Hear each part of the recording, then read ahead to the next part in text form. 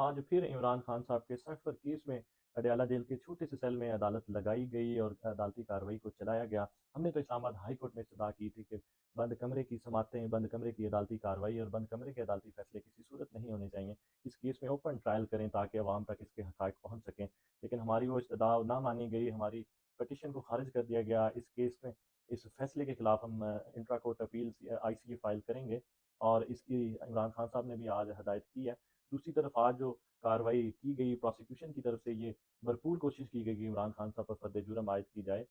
ہم نے یہ نقطہ، قانونی نقطہ اٹھایا کہ ابھی تک تو ہمیں اس کیس کی نقول فراہم نہیں کی گئی، تو آپ فرد جرم کیسے عائد کر سکتے ہیں؟ تو اس حوالے سے آج عدالتی کارروائی کو مؤخر کیا گیا۔ ہم نے کہا کہ جب ہمیں کاپیز مہیا کی جائیں گی اور ہماری طرف سے ایک ریسیونگ ہوگی، تو اس کے بعد ہم دیکھیں گے، اس کیس کو انسپیکٹ کریں گے کہ آیا کہ کیا کیا ایویڈنس اس میں موجود ہیں، کون کون سے بیانات کو اٹیچ کیا گیا ہے۔ اس کے بعد فیصلہ ہوگا کہ فرد جرم عائد ہونا بھی ہے یا نہیں، یا اس کیس کا اخراج ہونا ہے۔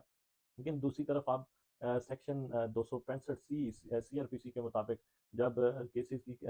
نقول فراہم کر دی جاتی ہیں تو اس کے 7 دن کے بعد اگلی کارروائی کو چلایا جاتا ہے، لیکن اس کیس میں بھی اور اس کارروائی میں بھی قانون کے تقاضے نہیں پورے کیے گئے، اور 23 اکتوبر رکھ دی گئی، جو کہ